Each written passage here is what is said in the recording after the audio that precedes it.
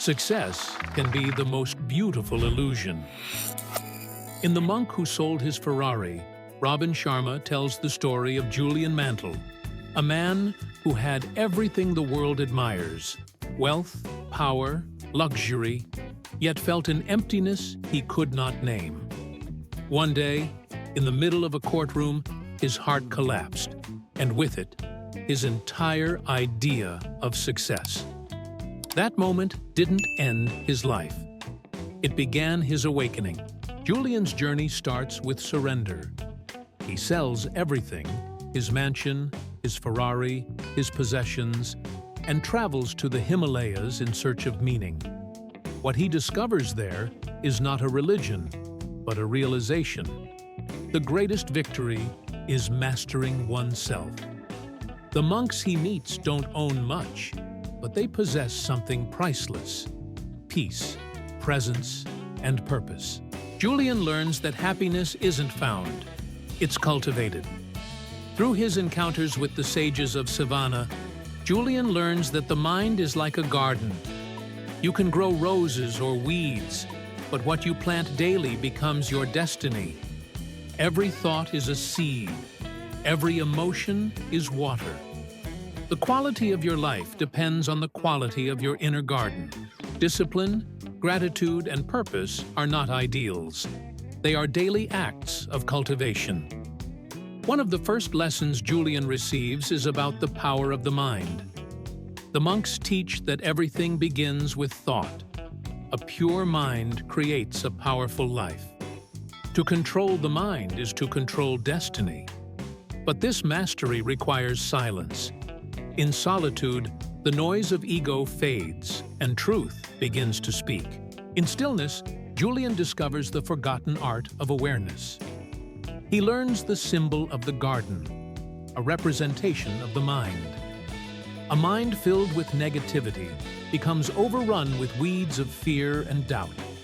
But a mind nourished by gratitude, kindness, and focus blossoms into beauty. Every morning, the monks tend to their gardens not as farmers, but as philosophers. They remind him that inner order creates outer excellence.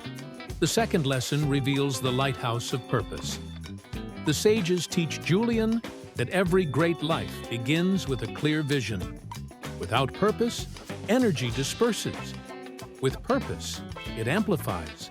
They show him how to visualize his ideals so vividly that they become inevitable.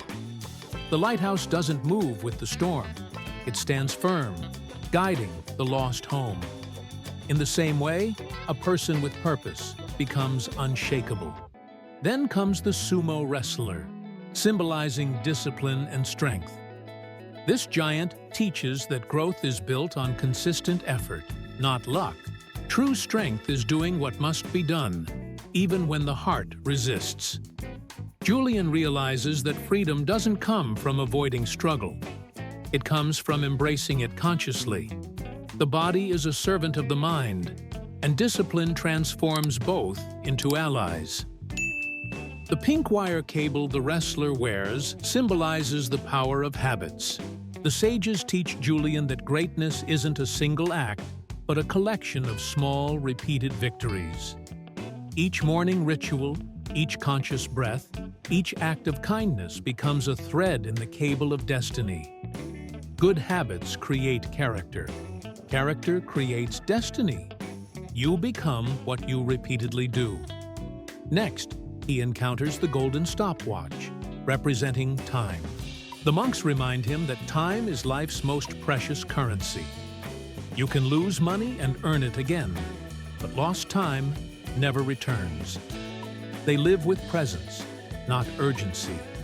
They rise before dawn, meditate in silence, and live each day as a masterpiece. Julian learns that wasting time is not laziness, it's spiritual amnesia. The fragrant roses symbolize service. True joy, they say, is not an accumulation, but contribution. A life that serves others becomes fragrant, just like roses whose scent blesses everyone nearby. The monks live by giving, not to be remembered, but to remember who they are. Service expands the soul because it shifts focus from self to purpose. Finally, Julian finds the path of diamonds, representing gratitude and appreciation for the present. The sages teach that paradise is not a place, but a perception. Every sunrise, every breath, every moment is a diamond. But most people walk over them while searching for gold elsewhere.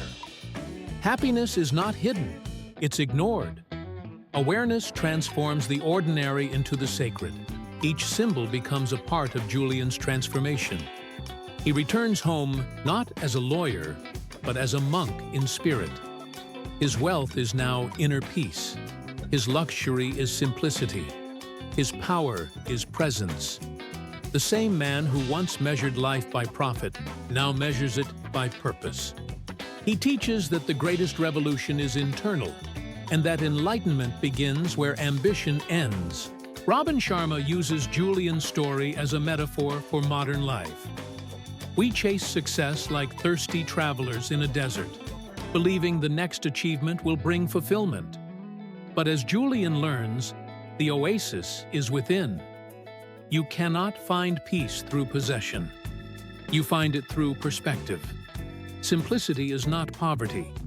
It is power freed from distraction. The book teaches that success and spirituality are not enemies. True success is the harmony of the two. Achievement anchored in awareness. Ambition balanced by gratitude. When action flows from inner peace, it becomes service. When work becomes worship, life becomes art. The monk's Ferrari wasn't sold to reject the world, but to rediscover its wonder. Julian's rebirth is not about escaping life. It's about embracing it consciously. He learns to meditate, to visualize his ideals, and to live by design rather than default. His mornings become sacred rituals of renewal. He wakes with gratitude, moves with energy, and reflects with purpose. The once restless man becomes a mirror of calm.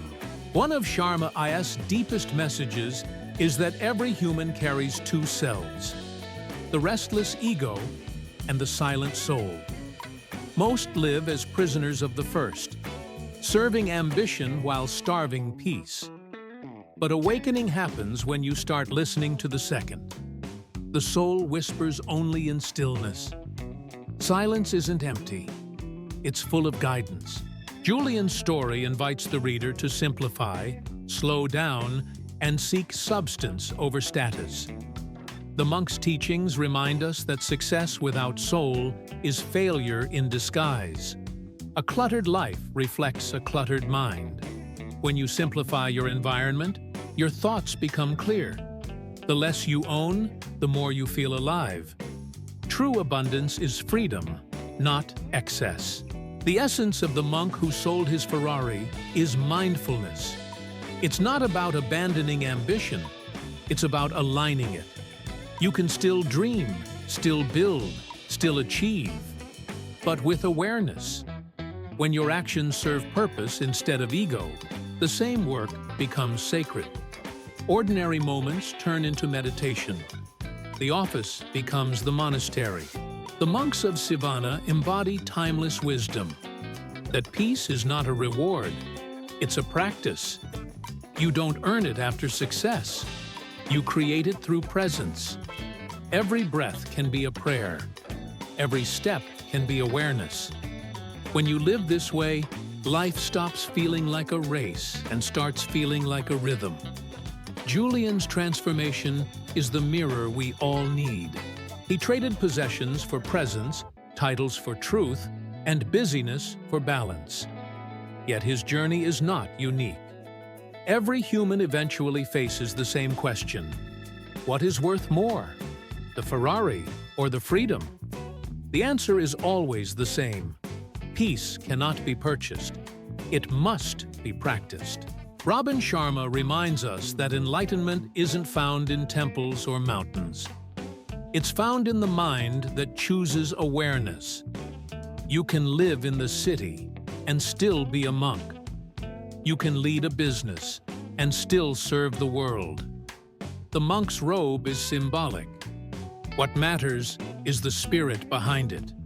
Humility, gratitude, and love. The story concludes with Julian sharing his wisdom with others. He becomes the teacher he once sought. His life proves that purpose is not discovered. It is remembered. Beneath layers of ambition lies the same truth that guided the sages. Happiness is not something you get. It's something you give. In giving, you grow. The Ferrari was never the problem. It was the meaning attached to it. When you detach from symbols and reconnect with essence, even success becomes sacred. The lesson is simple yet profound. You don't need to abandon the world to awaken. You need to awaken within the world. Spirituality and success can coexist when the heart leads the way. So, the monk who sold his Ferrari is not just a story. It's a mirror. It asks whether we are chasing life or truly living it. It reminds us that fulfillment is not found at the finish line, but in the footsteps of awareness. Every moment holds the possibility of rebirth, if you are willing to pause, breathe, and begin again.